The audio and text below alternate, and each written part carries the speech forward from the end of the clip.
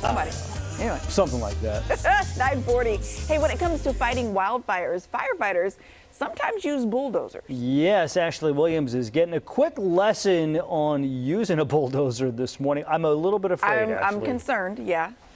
No, you know, the irony of all of this, guys, is I've actually been behind a bulldozer before, so don't be concerned. The thing with Good Day Sacramento, at some point we've all probably done such a thing, and we are learning all about that this morning. We are at Station 58 in Sacramento / Elk Grove, depending on kind of just the line there. This is Parker with Metro Fire. Parker, good to see you. Hey, good to see you too. All right, so here's the thing. We were talking about this earlier. People see bulldozers sometimes when it comes to the firefight, and people go, why is that out there? What's the point of a bulldozer? So, you know, considering it is in fact fire season, we thought we would come out and just learn a thing or two about why you guys utilize the bulldozer.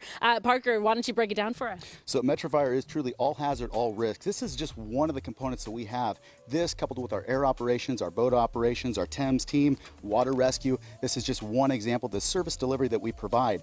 This bulldozer goes out, whether it be anywhere in Sacramento County, Elk Grove, Folsom, Sacramento City, up and down the state of California. It could be used as a resource as well to save lives and property. Yeah, I mean, how big does a fire need to be for you all to bring the bulldozer out? So generally what the rule of thumb is, if it's going to impact lives and property, we want to put that thing on the ground, at least get it started. We can always cancel it, but we will push this out on just about every wildfire incident that we have. And then just in terms of what exactly you guys are doing with that bulldozer is what? It's creating fire line, and I think Kyle's going to be able to help you out and understand a little bit better. But basically, we're going to create fire breaks. We're going to put a box around that incident, allow that fire to go up to that line that we do create so it doesn't slop up, and we'll protect that line so that fire doesn't continue to grow. So we actually have some video. If we could show that video, this is from just 2 nights ago.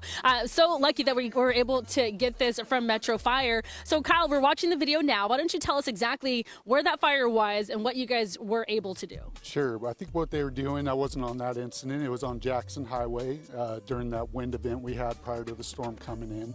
And what he was trying to do is he's trying to cut a bare mineral soil line around that fire, letting the fire burn up to that edge. Now, one of the difficulties they had on that fire is they had embers blowing over, but ultimately we liked it to burn up to the edge, burn out the material, and hopefully stop the fire in that aspect. Yeah, getting answers. And then just for you, how difficult is it to get to a scene like that, to get to a fire and then understand where that fire break needs to go?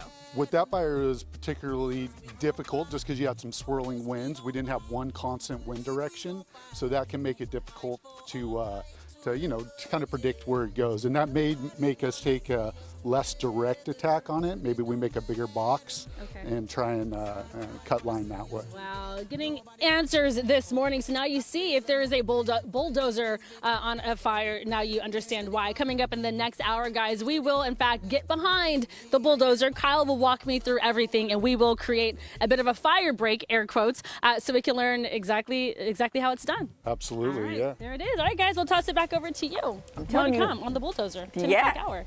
The tools they use to keep us all safe. I dig it. Thanks, Ash.